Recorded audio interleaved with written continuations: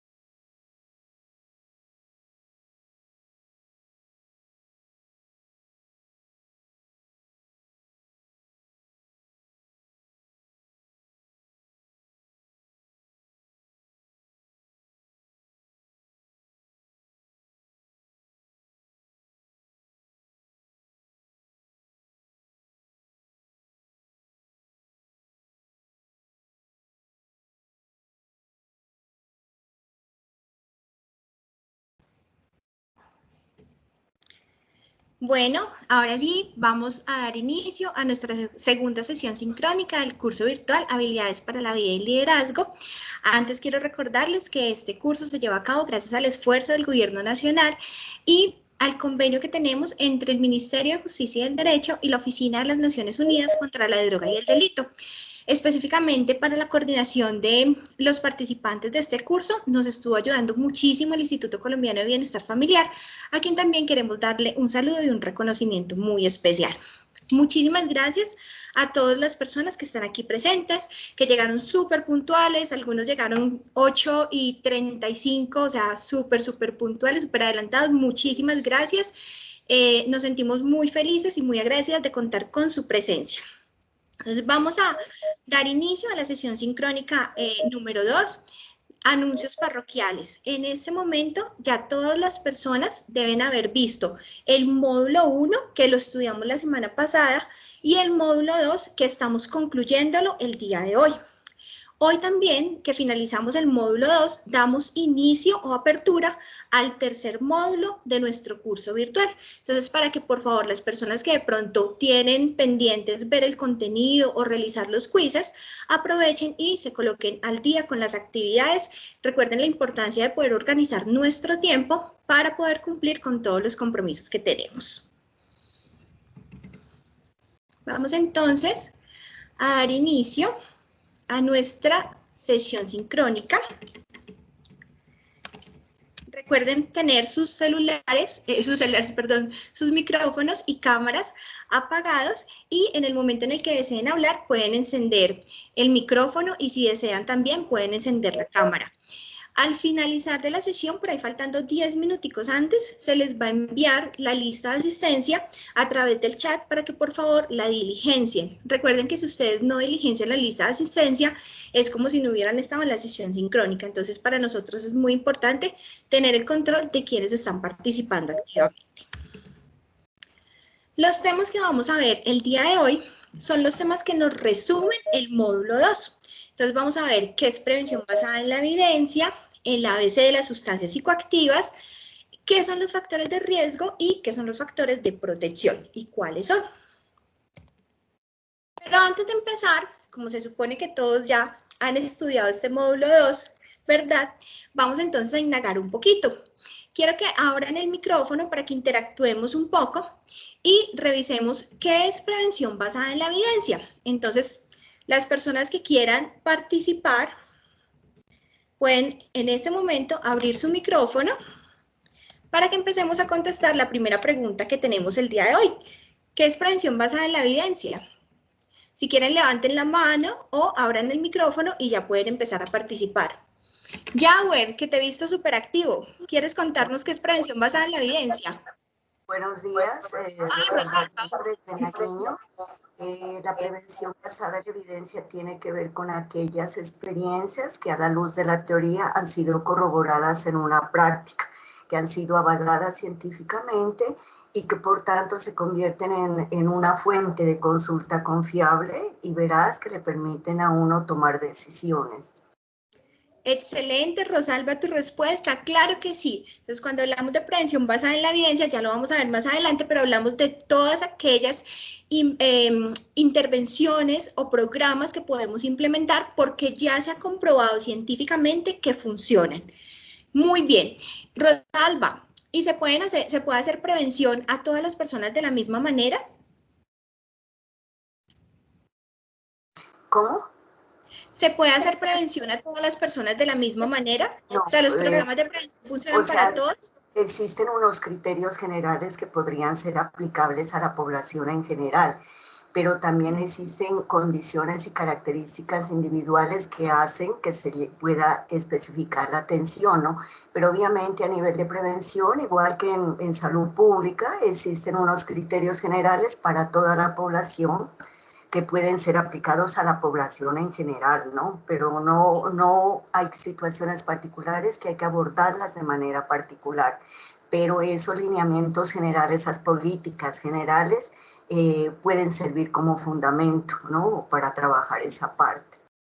Exacto, muy bien. Podemos tener unas políticas generales, pero a la hora de implementar los programas tenemos que aterrizarlos basados en el enfoque de curso de vida, que ya lo vamos a ver más adelante. Muy bien. ¿Quién me quiere también apoyar, además de Rosalba, contestándome esta pregunta? ¿Por qué creen ustedes que las personas inician en el consumo de sustancias psicoactivas? Yauer, yo te quiero escuchar, que te he visto muy activo en la plataforma. Buenos días. Muy buenos días, Yauer, ¿cómo estás? Muy bien. ¿Me escuchan ahí perfectamente? Súper bien, Yauer. Yauer, cuéntanos por qué crees tú que las personas inician a consumir sustancias psicoactivas. Desafortunadamente, pues en la actualidad nuestros muchachos y demás personas se dejan de pronto agobiar por sus problemas y ven en este tipo de sustancias como ese respaldo a salir de esa rutina, de esas dificultades que presentan, de esos problemas familiares y pues desafortunadamente terminan cayendo en estas redes que nos tienen tan perjudicados a la sociedad hoy en día. Uh-huh. Muy bien, Yauer, muy bien. Muchas gracias, Yauer, por tu aporte. ¿Alguien más? ¿Cree que hay de pronto otras razones? O sea, ¿por qué las personas inician el consumo? Yo trabajo con adolescentes en responsabilidad penal y uno de los temas que uno ve en la vida real sin haberlo leído es el placer, ¿no? Es buscando indagar un poco sobre qué placer puede causar la sustancia. Lo otro que yo he visto en la vida práctica, en la vida real, es buscar la aceptación de los pares, ¿no? Es una práctica común en su grupo, entonces hay que estar a la par, hay que estar igual. Entonces, la aceptación en el medio social y sobre todo de pares es fundamental para ellos. Indagando el placer, la aceptación de pares, y obviamente en eso hay un contexto también social que va apalancando el que ellos ingresen a ese consumo, ¿no? Tanto social, escolar, pero pues yo he visto como muy clara esas dos cosas, evadiendo problemas, como dice el compañero, también es lo que he visto como en la práctica. Es verdad, muy cierto. Entonces, una es evitar el dolor, ¿cierto? Que puedan estar viviendo o sintiendo dentro de su contexto familiar o dentro de su propia vida personal. La otra es la búsqueda de sensaciones de placer, que es demasiado común, y la otra es la presión social que ejercen los pares, ¿no? Entonces, como yo necesito pertenecer, pues, ¿qué hago? Termino accediendo a lo que mis pares me están presionando. Muy bien, gracias Rosalvi, gracias Yauer. Y la última pregunta, que también la vamos a contestar a lo largo de esta presentación, pero que me gustaría conocer un poco su percepción o sus presaberes, es si ustedes conocen cómo actúan las sustancias psicoactivas en nuestro cerebro. Andrés Palacio, me gustaría escucharte. O Lina Chavarriaga. Los invitamos aquí a que abran el micrófono y participen. Andrés, hola, ¿nos escuchas?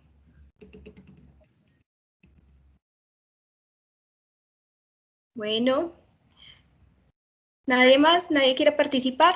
Bueno, ante el silencio voy a empezar entonces a la explicación y más adelante vamos a profundizar en cómo actúan las sustancias psicoactivas en el cerebro, ya les voy a explicar. Y en caso de que tengan preguntas... Sí es importante ahí decir que a nivel cerebral hay bloqueo de neurotransmisores, ¿no? Por ejemplo, el de la serotonina. La recaptación de serotonina no es igual y la serotonina es el neurotransmisor.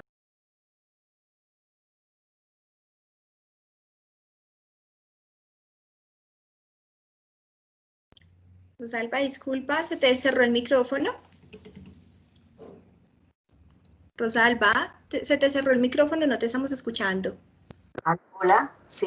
¿Ahí? Hola, listo, ahí sí, ahí sí.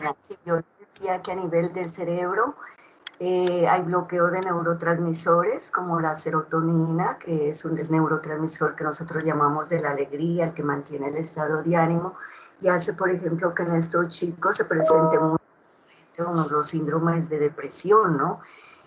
También los trastornos mixtos y demás, pues es un poco también lo que yo he visto como en la práctica cotidiana, ¿no? Y en lo que veo en los diagnósticos que dan los psiquiatras.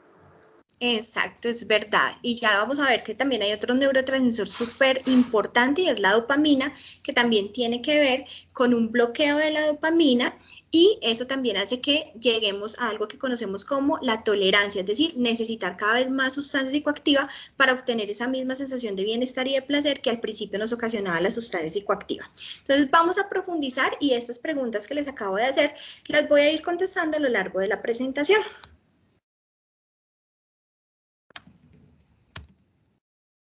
Entonces, primero, ¿qué es prevención? Entonces, prevención son todas las acciones que realizamos de manera anticipada con el fin de evitar la materialización de un daño. Es decir, que todo lo que nosotros realizamos previamente para evitar las consecuencias negativas de algo, lo podemos llamar prevención.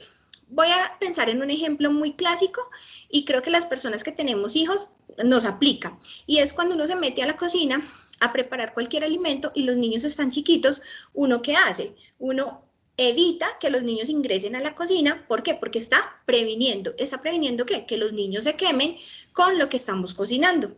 Entonces, todas las acciones anticipadas que realizamos para evitar un daño es llamado prevención. ¿Listo? Y hay algo muy, digamos que tenemos que tener súper claro la diferencia entre qué es prevención y qué es tratamiento. Hablamos de prevención a todas las medidas que ponemos en marcha para que un problema no aparezca, ¿sí? O para que podamos retrasar el inicio del mismo. El tratamiento como tal ya tiene como objetivo reparar o curar una alteración concreta. Lo voy a explicar de pronto con un ejemplo mucho más específico y es pensemos en las vacunas. Nosotros vacunamos para prevenir que se manifieste una enfermedad. Pensemos específicamente en la vacuna contra el polio. Entonces, el polio que causa la poliomielitis, que es una enfermedad que afecta la médula. Cuando nos vacunan a nosotros contra el polio, lo que están haciendo es aplicar una medida de prevención. Y casi que siempre las medidas de prevención son generales y son como para todas las personas. Pero ¿qué pasa cuando la persona no se vacunó y le dio poliomielitis? Entonces hay que hacer un tratamiento. El tratamiento ya es muchísimo más específico y lo que busca es curar de manera rápida, ¿sí? O lo más rápido posible, el daño que se ha causado. Entonces, esa es la gran diferencia. Ahora, cuando hablamos de vacunas, en el tema biológico, pues es un tema, digamos que muy fácil porque uno dice, listo, biológicamente hay una vacuna para determinados organismos que pueden ocasionar ciertas enfermedades. Sin embargo, cuando hablamos de prevención en la parte del consumo de sustancias psicoactivas, ya se vuelve un poco más complejo, porque cuando hablamos del consumo de sustancias psicoactivas hablamos de factores no solamente biológicos, sino hablamos de factores psicológicos, de factores sociales, de factores contextuales, y todo eso hace que sea un reto muchísimo más grande plantear las estrategias de prevención frente al consumo de sustancias psicoactivas. Vamos a ver un poco de historia. Entonces, ¿cuándo se empezaron a implementar programas preventivos? Entre los años 1960 y 1970 fueron los primeros programas preventivos. Y esos programas, los primeritos que se hicieron, eran los programas que se conocen como programas basados en la información. Y lo que buscaban era proporcionar información acerca del consumo de sustancias psicoactivas, pero un poco era como infundiendo el miedo. ¿Infundiendo el miedo sobre qué? Sobre las consecuencias o los efectos de las sustancias psicoactivas para que las personas no consumieran. Entonces, ellos decían, es que el problema de los adolescentes y de los jóvenes es que no tienen información. Y como no tienen información, entonces requieren que se les diga cuáles son las consecuencias de las sustancias psicoactivas para que ellos dejen de consumir. Sin embargo, estos programas, ya digamos al momento de evaluarlos, pues no mostraron ninguna efectividad, porque las personas cuando se les hablaba solamente de las consecuencias o de los efectos del consumo de sustancias psicoactivas, lo que hacía era como propiciar más esa curiosidad y más las personas incrementaban el consumo. Ya después, entre los años 1970 y 1980, debido pues como a la poca efectividad de los programas basados en la información, se empiezan a generar unos programas inespecíficos que se conocen como programas afectivos. Esos programas afectivos decían que las personas consumían porque tenían un déficit en su personalidad. Entonces, que lo que había que hacer era fortalecer la autoestima, empezar a trabajar en el desarrollo personal y darles una información neutra. ¿Información neutra qué? Sobre el consumo de sustancias psicoactivas para que las personas con suficiente autoestima pudieran decidir si consumían o no consumían. Sin embargo, estos programas tampoco fueron, digamos que, tan efectivos. Entre los años 1980 y 1990, gracias a los aportes de la psicología social y de la teoría de aprendizaje de Albert Bandura, se empiezan a desarrollar algunos programas basados en el modelo de influencia social. Entonces, el modelo de influencia social, ¿qué me dice? Que si yo tengo muchos modelos que me están mostrando que el consumo de sustancias psicoactivas, digamos, es fácil o es bueno, pues yo tengo mayor predisposición a consumir, ¿sí? Pero si yo tengo unos modelos que me están mostrando que no se debe consumir o que hay otras formas de enfrentar las situaciones difíciles o de enfrentar las situaciones cotidianas de la vida, si yo tengo unos modelos basados en relaciones interpersonales adecuadas, pues es mucho más fácil que yo aprenda a tener estrategias de resistencia, es decir, que yo aprenda a decir, no quiero consumir pese a que haya una presión social. Y esos programas empiezan también a entrenar en habilidades sociales a las personas que participan. Entonces, ya aquí empezamos a ver unas consecuencias positivas frente a la prevención del consumo de sustancias psicoactivas.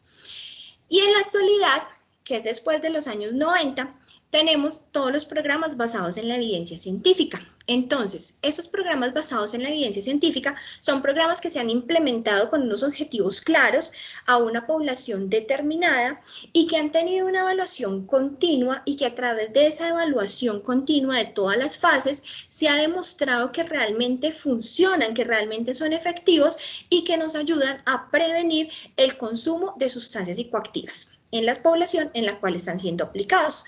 ¿Listo? Entonces, esa es como la evolución de todos los programas de prevención.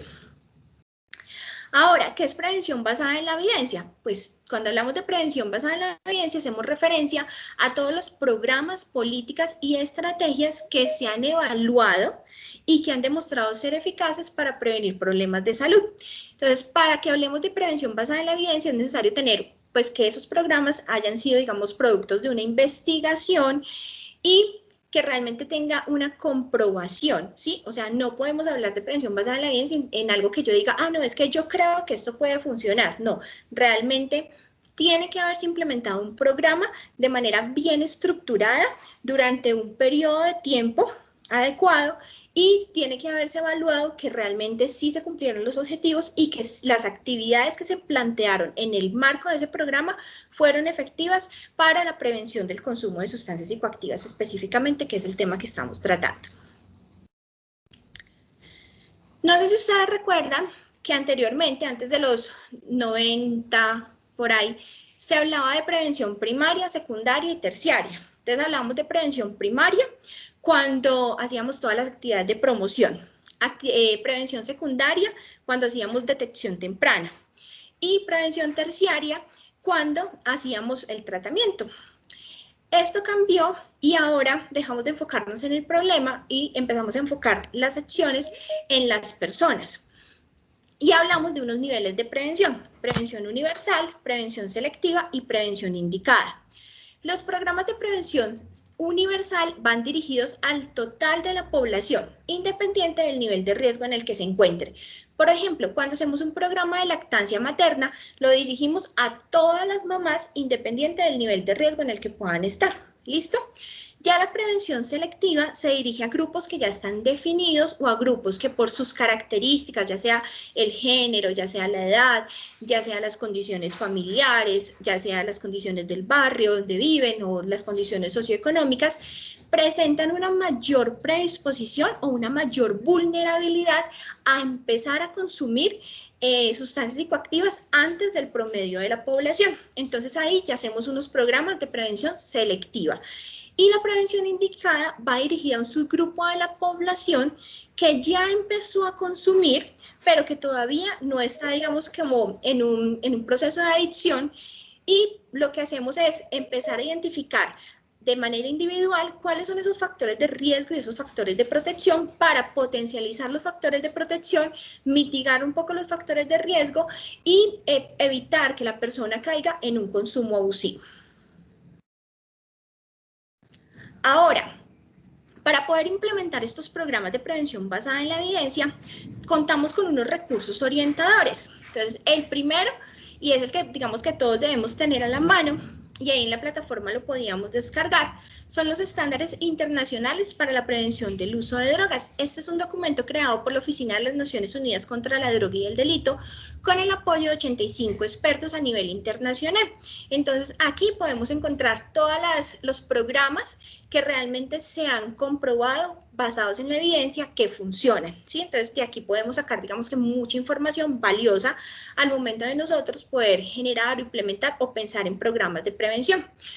Y el otro tenemos el COPOLAT, que es un documento elaborado por el Programa de Cooperación entre América Latina, el Caribe y la Unión Europea, donde encontramos todas las políticas a nivel internacional que han funcionado para la prevención del consumo de sustancias psicoactivas. Entonces, estos dos documentos es importante que los tengamos a la mano para que en caso de requerirlos podamos consultar de fuentes que tienen, digamos, alta confiabilidad. Ahora la pregunta: ¿se puede hacer prevención a todas las personas de la misma manera? Entonces, como nos compartió la compañera al inicio, Rosalba, no. La prevención tiene que tener o se tiene que hacer basados en el enfoque de curso de vida. ¿Qué nos dice el enfoque basado de curso de vida? Nos dice que a lo largo del desarrollo o a lo largo de nuestra vida, nosotros pasamos por unas etapas que son trascendentales o que son muy importantes, y hablamos de la primera etapa, la lactancia y la primera infancia. Después hablamos de una infancia media, después de una adolescencia temprana, la adolescencia, la juventud, la edad adulta y por último tenemos el adulto mayor. En cada una de esas etapas, nosotros contamos con unos factores de riesgo y con unos factores de protección. Y tenemos también unas particularidades o unas necesidades especiales de acuerdo a la etapa del desarrollo de nuestra vida en la que nosotros estemos. Por lo tanto, no es lo mismo, por ejemplo, pensar en un programa de prevención del consumo de sustancias psicoactivas para personas que estén en la primera etapa, es decir, que estén, por ejemplo, en la primera infancia, o para personas que estén en una adolescencia, en la etapa de la adolescencia o en la adolescencia temprana. Entonces, cada vez que nosotros vamos a pensar en un programa de prevención, tenemos que analizar en qué etapa de la vida se encuentra la población para la cual va dirigido ese programa de prevención. ¿Listo? Vamos ahora a ver todo el tema de las sustancias psicoactivas. Entonces, la pregunta es, ¿cómo funcionan las sustancias psicoactivas en nuestro cerebro? Antes de eso, es importante que tengamos claridad frente a cuál es el término que debemos nosotros utilizar, droga o sustancia psicoactiva. Entonces, desde la parte farmacológica hablamos que droga es toda sustancia química que modifica los procesos fisiológicos y bioquímicos del organismo. Sin embargo, el término droga suele referirse concretamente a todas las sustancias psicoactivas, pero a menudo a las sustancias ilegales. ¿Sí? Es un término, digamos, que mucho más coloquial, por así decirlo.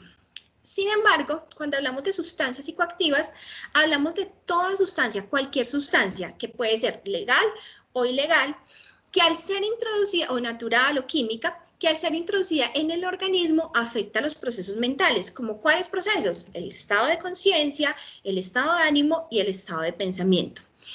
Anteriormente utilizábamos el término sustancia psicotrópica, pero actualmente el más adecuado es sustancia psicoactiva. Entonces, cuando nos vamos a referir a todas las sustancias que alteran nuestro estado de conciencia, lo ideal es que utilicemos el término sustancia psicoactiva. ¿Listo?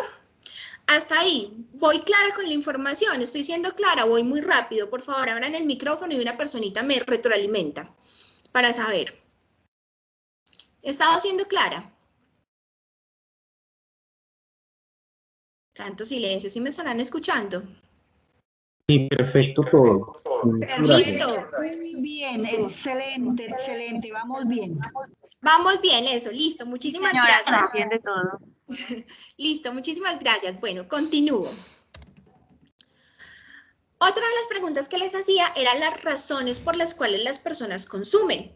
Entonces, cuando nosotros hacemos investigaciones, las investigaciones nos arrojan que las personas consumen principalmente por 4 razones. La primera es que están buscando sensaciones intensas de placer y euforia. Y ustedes saben que la mayoría de sustancias psicoactivas ocasionan eso en el cuerpo, en el organismo, una sensación de placer y de euforia. ¿Listo? Entonces, por eso las personas empiezan a consumir. Otra razón es para disminuir los sentimientos de angustia. Entonces, muchas personas, y hay una relación directa entre los trastornos emocionales y afectivos, es decir, la depresión, la ansiedad, trastornos, por ejemplo, también como la esquizofrenia, que hacen que las personas, como tienen un estado de angustia ocasionado por ese trastorno de base de salud mental, buscan refugiarse en las sustancias psicoactivas para disminuir esa angustia que pueden estar sintiendo. Entonces, buscando placer y buscando disminuir la angustia. Listo, ahí van 2 razones. La otra razón es por la presión de pares, que nos lo decían. Entonces, recuerden, no sé si a ustedes les pasó, tal vez sí, a mí me pasó, cuando yo era adolescente y empecé a salir, obviamente me decían los compañeros, ay, pero tómese un traguito, ay, pero pruebe, ay, pero se lo tomo, se lo echo encima, ¿cierto? No sé si a ustedes les pasó, realmente no sé, pero creo que a todos nos pasa, y es que la presión social nos lleva también a experimentar, a probar.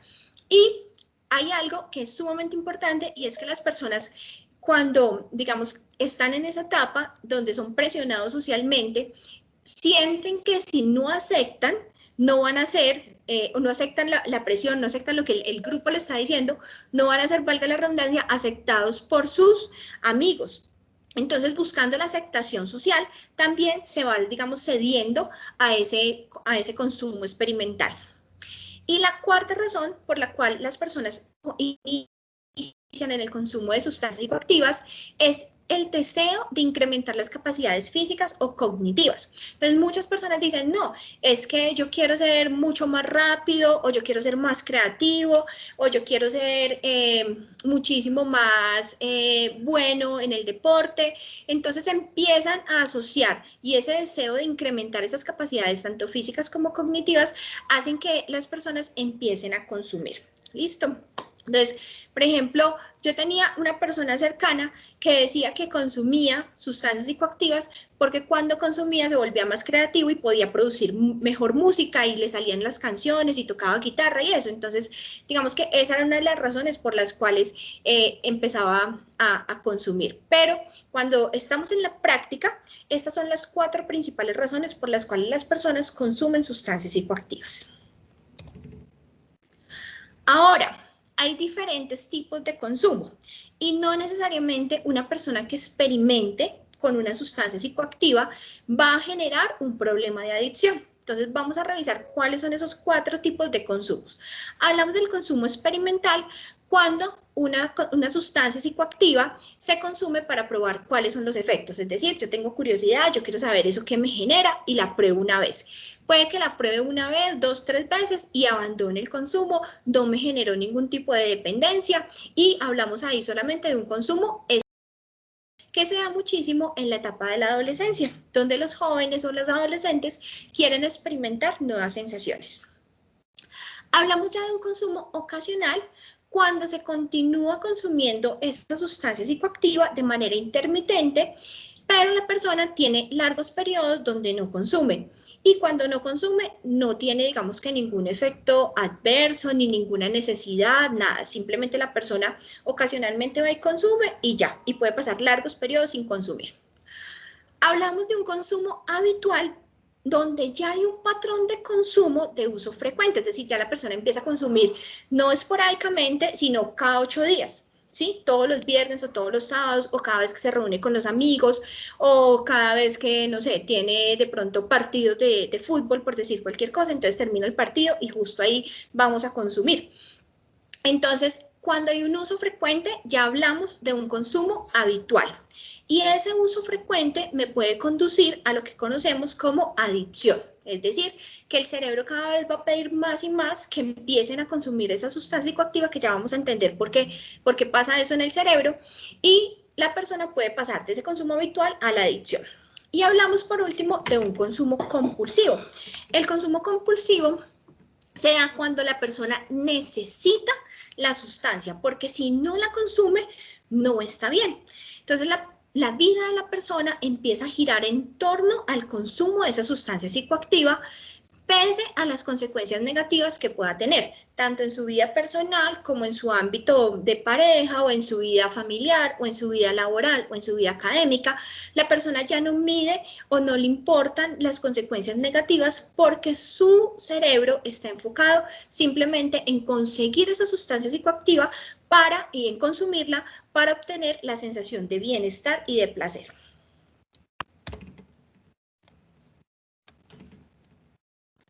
Ahora vamos a ver entonces cómo funciona esto en el cerebro. ¿Listo? Entonces, esto moradito que ustedes ven acá, lo conocemos como el sistema límbico del cerebro. Ese es el cerebro como si lo hubiéramos partido, digamos, un corte medio. Entonces, acá tenemos el sistema límbico, es esto que ustedes ven con morado. El sistema límbico es la parte más primitiva del cerebro que se encarga de controlar todo lo que son impulsos y emociones. Dentro de este sistema límbico encontramos algo que se conoce como el circuito de recompensa. ¿Qué significa el circuito de recompensa? Que el cerebro de manera natural genera dopamina cuando realizamos actividades que nos producen placer. Por ejemplo, cuando nos comemos algo rico, inmediatamente sentimos placer. Cuando tenemos relaciones sexuales con la pareja que deseamos, tenemos placer. Cuando compartimos con los seres queridos, nos damos un abrazo, tenemos placer. Entonces, ese circuito de recompensa tiene unos centros que se llaman centros de estimulación y centros de castigo. Los centros de estimulación se activan con las actividades que nos producen placer y eso, digamos, que nos ayuda a regular nuestra conducta. Entonces, es como si el cerebro dijera, ay, no sé, te comiste un helado, uy, esta actividad me produjo placer, esto me gusta. Entonces, hace que nosotros nos digamos, sigamos comportando de esa manera, que busquemos otra vez comernos el helado para poder sentir la sensación de placer. Ahora, dentro de ese circuito de recompensa también hay algo que se conoce como los centros de castigo. Estos centros de castigo se activan cuando estamos expuestos a estímulos o realizamos actividades que no nos producen placer, que nos producen una sensación de malestar. Entonces, ejemplo, si a uno, no sé, alguien le da un golpe o lo gritan o lo rechazan, inmediatamente ese centro de castigo se activa y dice como, uy, no, esto no me gusta, no quiero que esto se repita. Entonces, de manera natural, el cerebro se encarga a través del sistema límbico de regular nuestro comportamiento, generando esa estimulación de los centros, perdón, se me trabó la lengua, disculpen. Entonces, activando los centros de estimulación o activando los centros de castigo, vamos regulando los comportamientos. Ahora, ¿qué tienen en común todas las sustancias psicoactivas? Y es que actúan en algo que se conoce como el núcleo accumbens, ¿sí? Que está como por aquí. Entonces, el núcleo accumbens es el encargado de generar la dopamina, las endorfinas y otros neurotransmisores que están relacionados con el placer y el bienestar. Cuando llegan, por ejemplo, las sustancias psicoactivas, de manera, digamos que artificial, se produce una oleada de dopamina en nuestro cerebro, ¿sí? Mucha más dopamina de la que normalmente se produce y por eso se genera la sensación de placer. Pero ¿qué pasa? El cerebro dice, uy, cuando eso se hace con frecuencia, cuando digamos uno empieza a consumir sustancias psicoactivas con frecuencia, el cerebro dice, uy, aquí yo ya no tengo trabajo, yo ya no tengo que seguir produciendo más dopamina y deja de activar estos centros de estimulación de dopamina, deja de producir la dopamina de manera natural y deja solamente activos los centros de castigo. Por lo tanto, cuando la persona no está bajo el efecto de las sustancias psicoactivas, es decir, no está produciendo la dopamina generada por la sustancia psicoactiva, el centro de castigo se activa y dice, quiero más, ¿sí? Y es lo que se conoce como la tolerancia.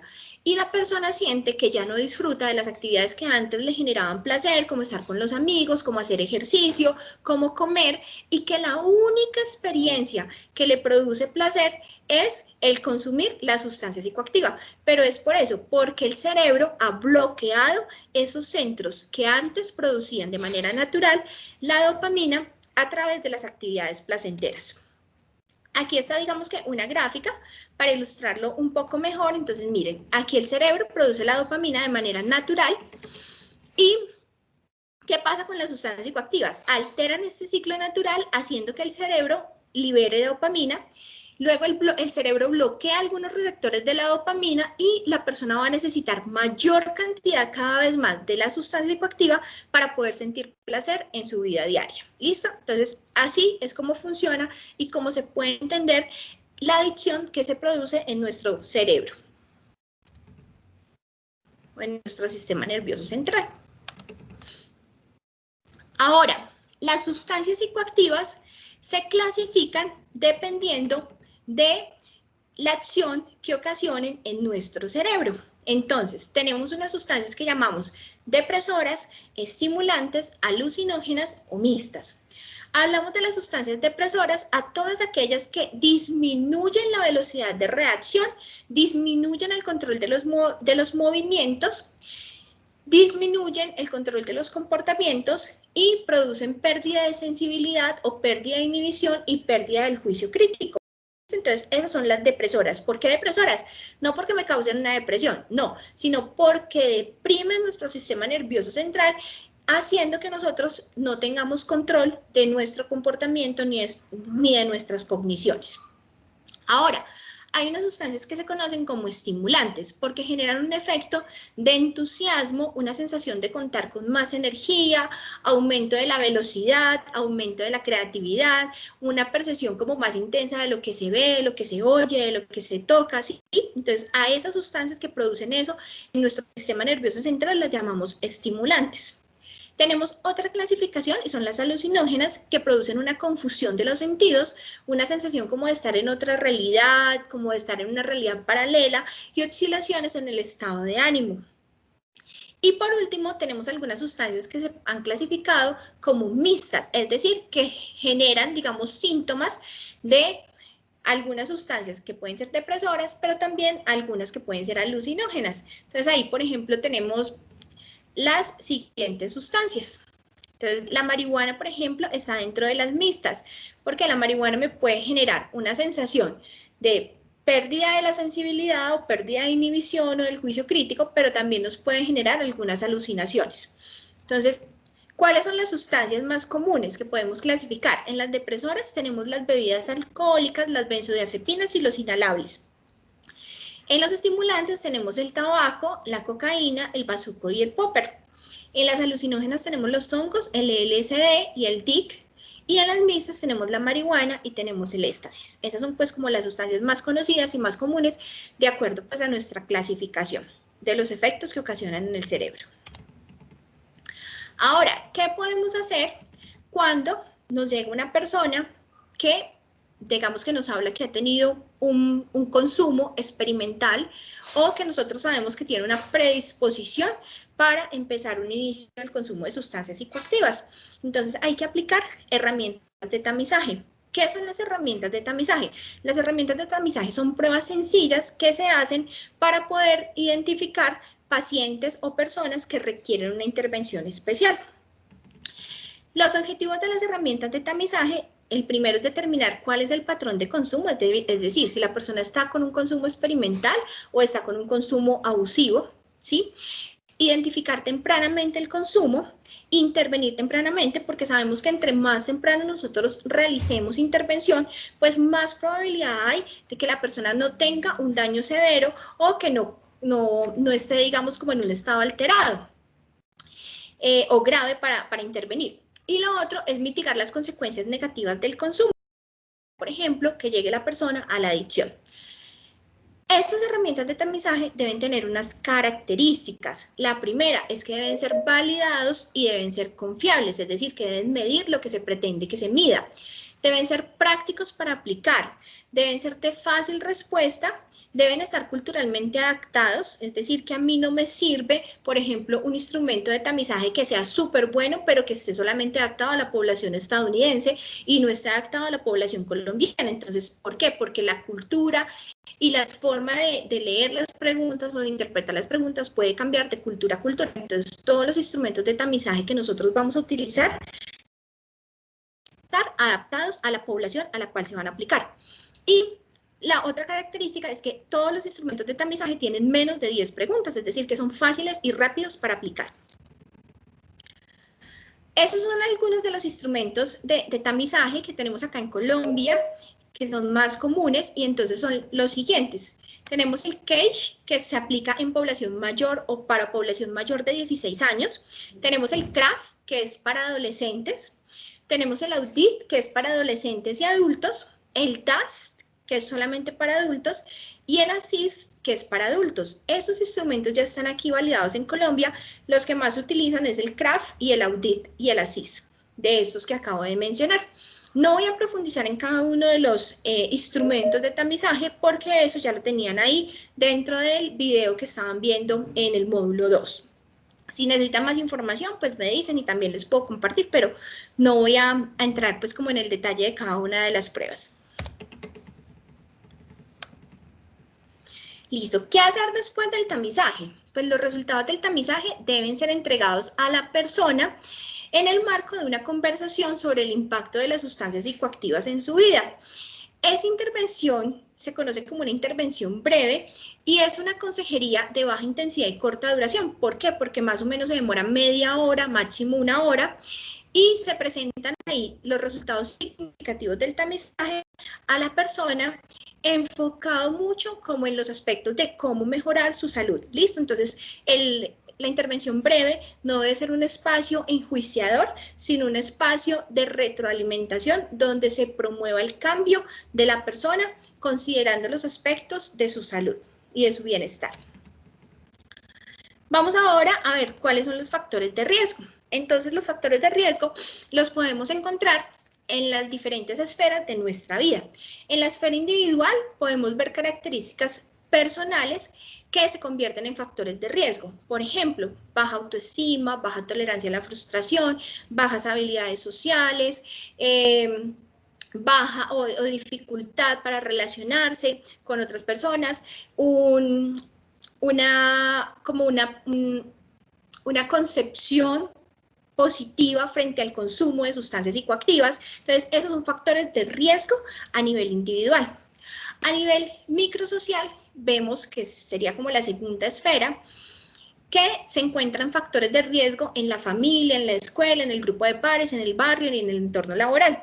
¿Como cuáles? Por ejemplo, en la familia, todos los antecedentes de consumo que puedan haber, episodios de violencia intrafamiliar, bajo involucramiento parental, en la escuela, deserción escolar, bajo rendimiento académico, en el grupo, por ejemplo, personas que tengan acceso fácilmente a las sustancias psicoactivas o que tengan una posición positiva frente al consumo. Y en el barrio, por ejemplo, cuando hay acceso fácil también a las sustancias psicoactivas, y en la vida laboral podemos ver el estrés, podemos ver la presión, podemos ver la insatisfacción laboral como un factor que se convierte en un riesgo para el consumo de sustancias psicoactivas. Y ya a nivel macrosocial tenemos pues todo el tema de la percepción que tenga la sociedad o la postura que tenga la sociedad frente al consumo de sustancias psicoactivas y las vulnerabilidades socioeconómicas que se pueden encontrar también en la parte social. Vamos a ver y a revisar como lo microsocial por los diferentes entornos. Entonces, en cada uno de los entornos, perdón que me pasé, vamos a ver los factores de riesgo y factores de protección, tanto en el entorno, aunque aquí no aparece, pero está el individual, el familiar, el educativo, el comunitario y por último el laboral. Entonces, en el entorno individual tenemos como factores de riesgo todos los problemas de conducta, todo lo que son comportamientos desafiantes o disruptivos, cuando la persona ha tenido antecedentes de abuso físico o de abuso sexual o de abuso emocional, problemas de salud mental, que ya les había mencionado, está directamente relacionado con iniciar un consumo de sustancias psicoactivas a edad temprana, y actitudes favorables frente al consumo, es decir, que la persona diga, no, pues para mí eso es muy bueno, pues yo no le veo ningún problema a consumir, listo. Entonces, esas actitudes o esa percepción favorable que la persona pueda tener también se convierte en un factor de riesgo. Ahora, factores de protección en la parte individual, que la persona cuente con un sentido y un propósito en la vida. Por eso es tan importante trabajar tanto en los niños, niñas, adolescentes y jóvenes el proyecto de vida, fortalecer las habilidades sociales, fortalecer todo el tema de habilidades para la vida. Segundo, la autonomía y la seguridad, ¿sí? Que van muy relacionados también con el amor propio. Las habilidades de adaptabilidad, que las personas tengan la capacidad de adaptarse fácilmente a las diferentes circunstancias y que tengan habilidades para enfrentar o afrontar socialmente los retos que la vida les coloca. Eso se convierten en factores de protección. Vamos a ver ahora en el entorno familiar. Entonces tenemos unos factores de riesgo que ustedes más que nadie lo conocen. Tenemos la violencia intrafamiliar, que es un factor que se puede presentar, digamos, en doble vía. Es decir, las personas se vuelven violentas en el entorno familiar porque hay problemas de consumo, o hay violencia intrafamiliar y para tratar de liberarse de esa violencia intrafamiliar las personas inician en el consumo de sustancias psicoactivas.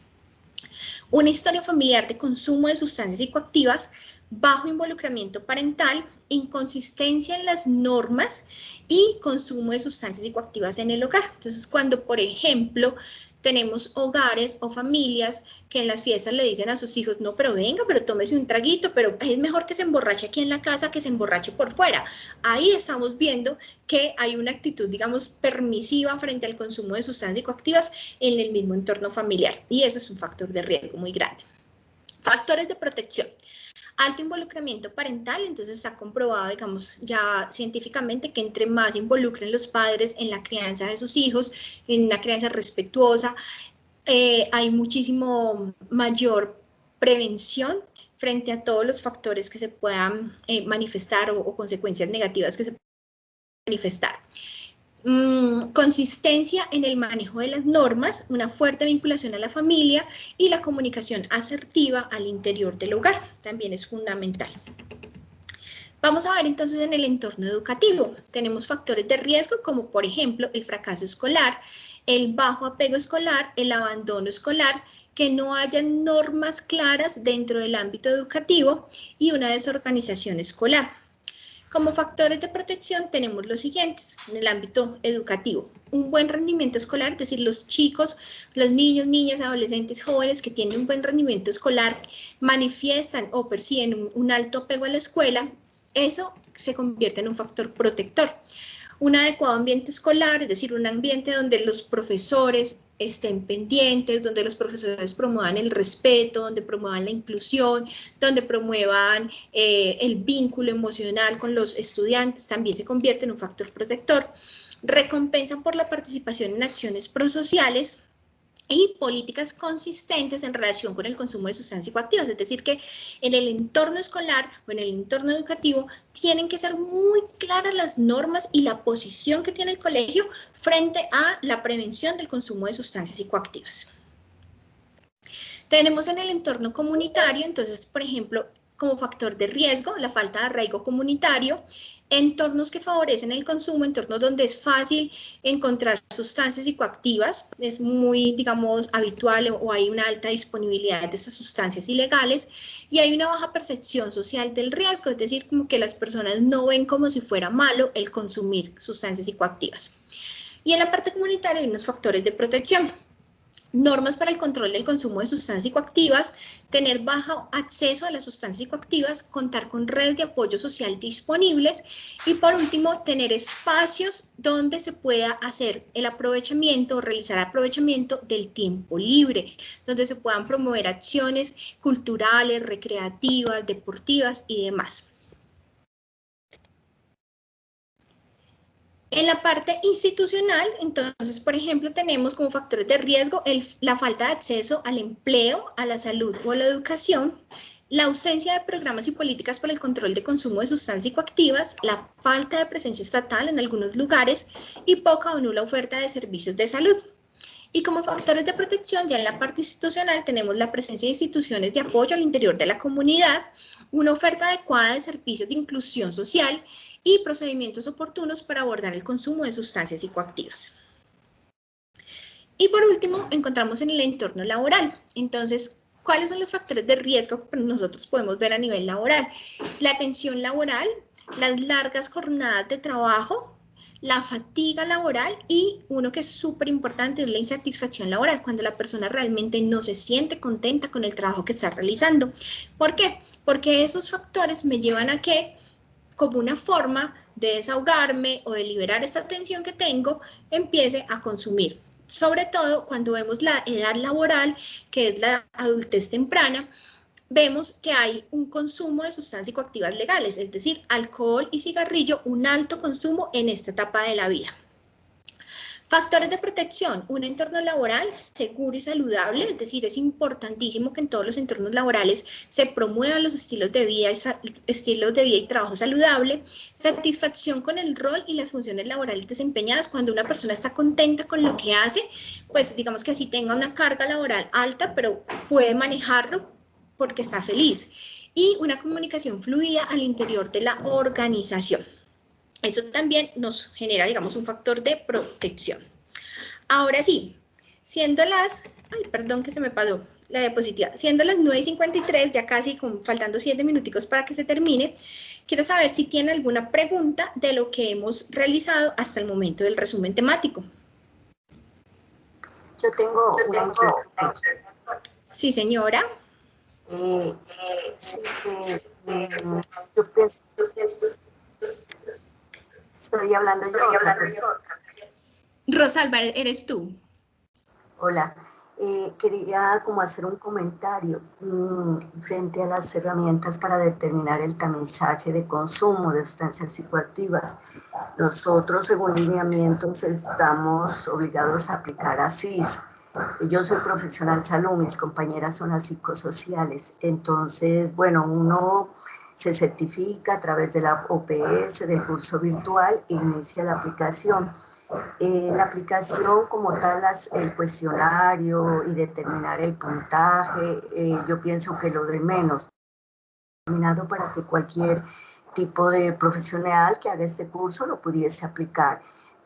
Yo les hacía una discusión técnica a mis compañeros psicosociales de Defensoría, no sé si estoy equivocada, Para mí, lo mejor y lo óptimo sería que, les decía yo, que sea el psicólogo el que aplique la prueba del TESASIS por su formación profesional. Uno, porque no es solo hacer las preguntas, es tener la experticia para hacer las preguntas, para lograr una cercanía a la verdad frente a lo que está respondiendo el usuario.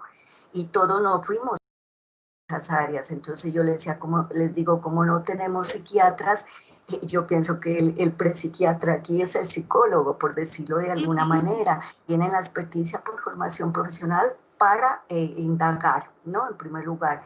Y segundo, para hacer la intervención breve, que toca hacerla. Entonces yo les decía, yo soy nutricionista, mal harían decirles a ustedes que hagan ustedes las rejillas de crecimiento y desarrollo, la encuesta para medición de seguridad alimentaria y nutrición, porque ese es de mi perfil profesional. Yo sé cómo pregunto y logro acercarme aproximadamente a una respuesta del usuario. Entonces, no sé si estoy equivocada y estoy diciendo lo que no es, pero es como la discusión que yo he sentado con los compañeros frente a la aplicación del TESASIS.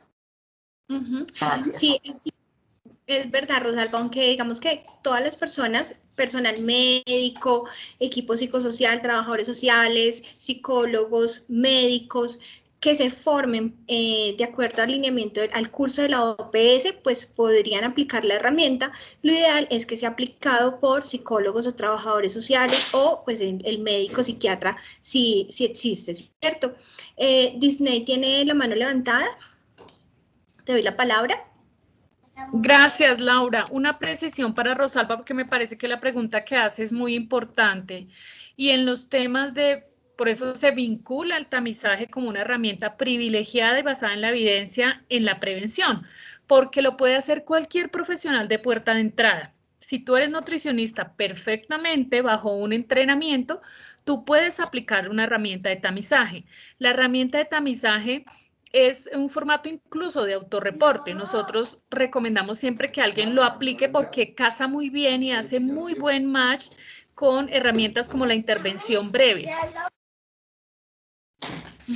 Entonces es muy importante tener en cuenta ese aspecto, que si nos entrenamos, esto no, y otra cosa que quiero también precisar es que el tamizaje no es un diagnóstico, el tamizaje es un instrumento que nos permite identificar una clasificación del riesgo y conocer el nivel de riesgo que tiene la persona frente al uso de sustancias psicoactivas, que pueden encontrarse desde los niveles bajo, moderado y alto.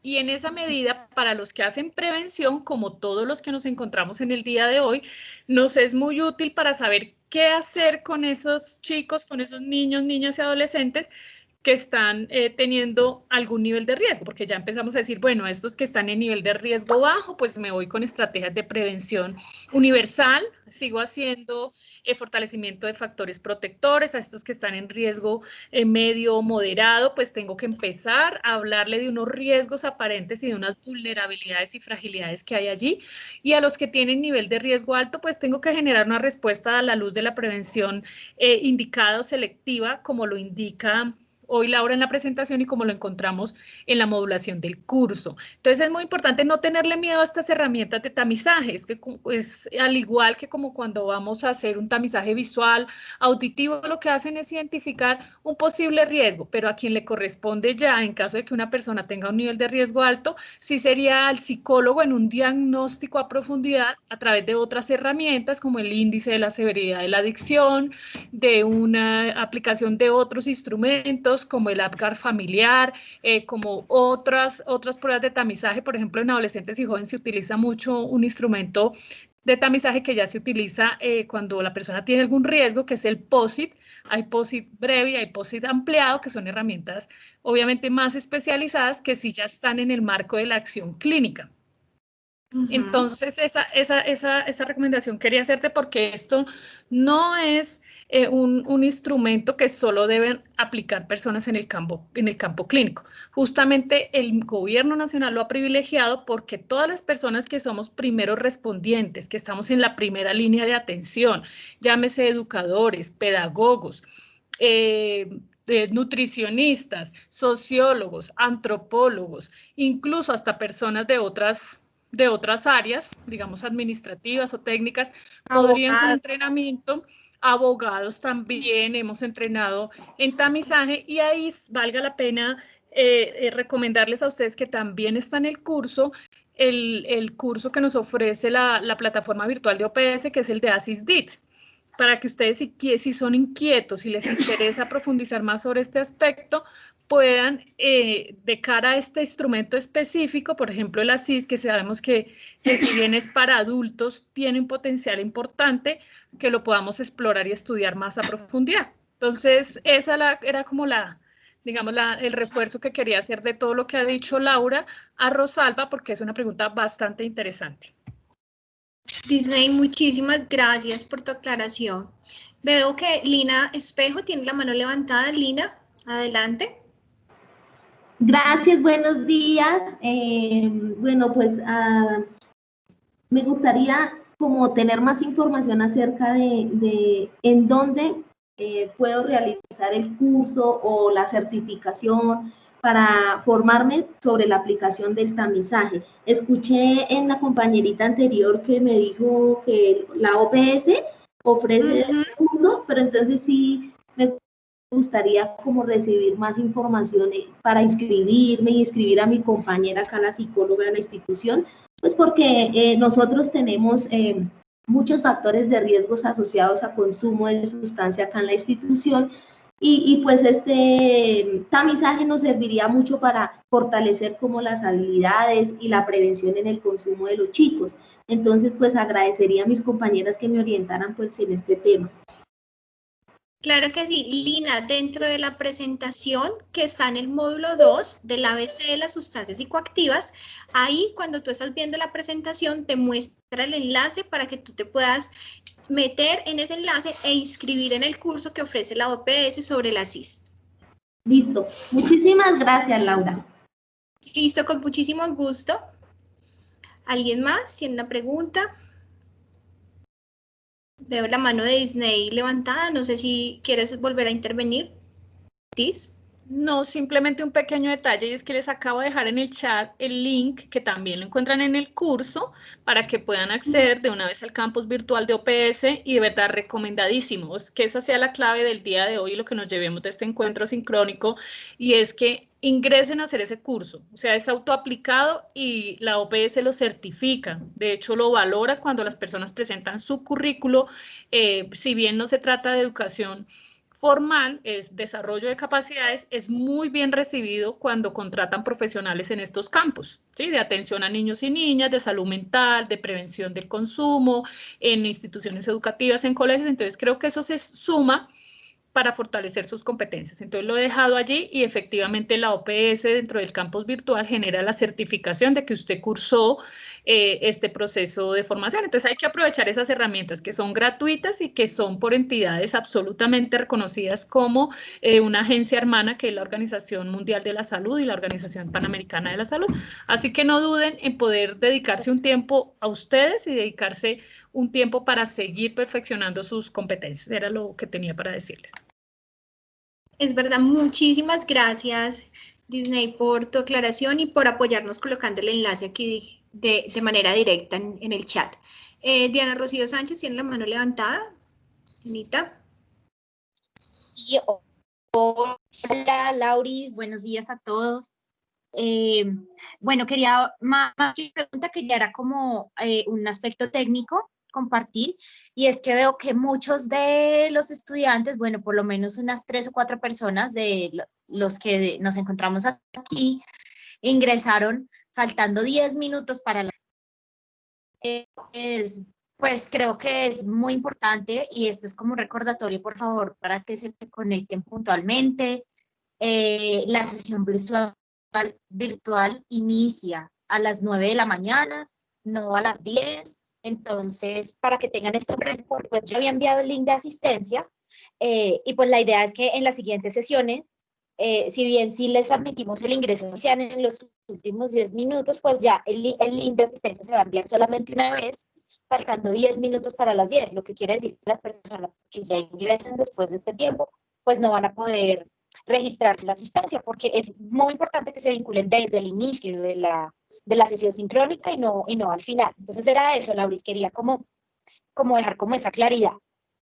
Listo, Dianita, muchísimas gracias. Ya saben que Diana Rocío Sánchez también es la otra tutora que está acompañándonos en nuestro curso virtual. Bueno, no sé si de pronto tengan alguna otra pregunta para ya dar por cerrado, siendo las 10:04, dar por cerrada nuestra sesión sincrónica del día de hoy. Si no veo que de pronto levanten la mano o abran los micrófonos, ya entonces les agradezco a todos por su participación. Jennifer, sigue. Es que, aló, si me escuchas, no sé si tengo Sí, micrófono. sí, Ok. Jennifer, te estamos Es que estoy de escuchando. yo había escrito ya en el chat. Lo que pasa es que mi intervención no es tanto con la presentación o con la temática, sino que ayer desarrollando el tema me doy cuenta que las preguntas del quiz de la unidad 2 están más enmarcadas como a marcos normativos, o sea, no están tan arraigadas a lo que hemos visto aquí, factores de riesgo, todos los temas que hemos estado viendo, sino que están es más con lo que pasó en la ENSIN, las rutas, o sea, no sé, yo incluso hasta me tocó regresarme al curso y empezar como a estudiar nuevamente, que es la sugerencia de ellos. Yo dije, para ver qué me volé, y que dejé el último intento para hacerlo hoy, posterior a este encuentro. Yo dije, para ver si es que hay algún pedazo de la unidad que yo no estoy estudiando, que no estoy abriendo, pero hoy escuché toda tu presentación, aún a pesar de que estoy desde la oficina, pero bueno, la pude escuchar toda y observo exactamente lo mismo que ya había estudiado. Entonces, no sé, ahí me perdí, de verdad que ya llevo 2 y todos 2 los llevo perdidos, eso me preocupó. Gracias. Déjame, vamos a revisar y yo te escribo revisando, digamos, el quiz con detenimiento, nuevamente las preguntas, porque todo, o sea, cada quiz está enfocado al contenido temático que tiene el módulo, ¿listo? Entonces, Jennifer, vamos a revisar a ver si de pronto está pasando eso para poder tomar acciones.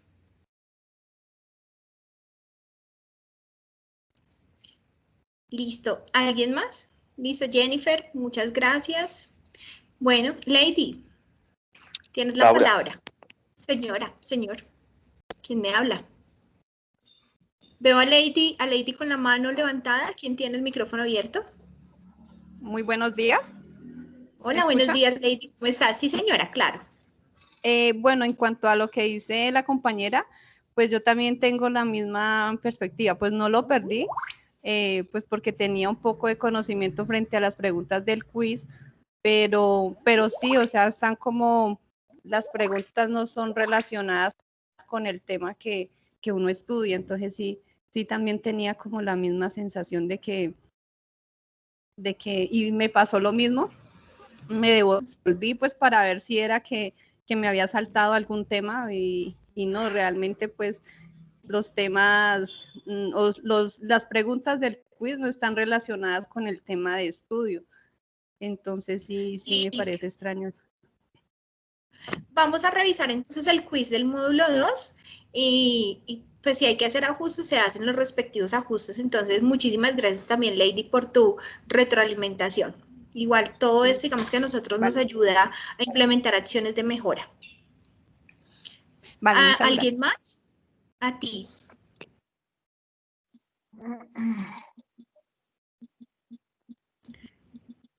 Bueno, Lady, me imagino que dejaste la manito levantada, pero ya interveniste. Bueno, veo también que Asociaciones Crecer dice efectivamente, estoy de acuerdo con la retroalimentación del quiz 2. Listo, vamos a revisar. De verdad, muchísimas gracias por mostrarnos esa, digamos, dificultad que se está presentando y vamos a revisar para poder tomar acciones de mejora. Bueno, no siendo más, les agradecemos infinitamente su presencia, su participación. Recuerden que este espacio es un espacio para resumir el contenido temático del módulo visto. Hoy damos inicio al módulo 3, así que los invitamos a que por favor empiecen a estudiar, a que aprovechen el fin de semana si tienen unas horitas disponibles. y se pongan al día con todo el contenido del curso. ¿Listo? Cualquier inquietud o duda pueden escribirnos a los correos electrónicos, tanto al de Diana como al mío, que se los hemos enviado a través de correo muchísimas veces. Muchas gracias para todos, que tengan un excelente día, un abrazo muy, muy grande.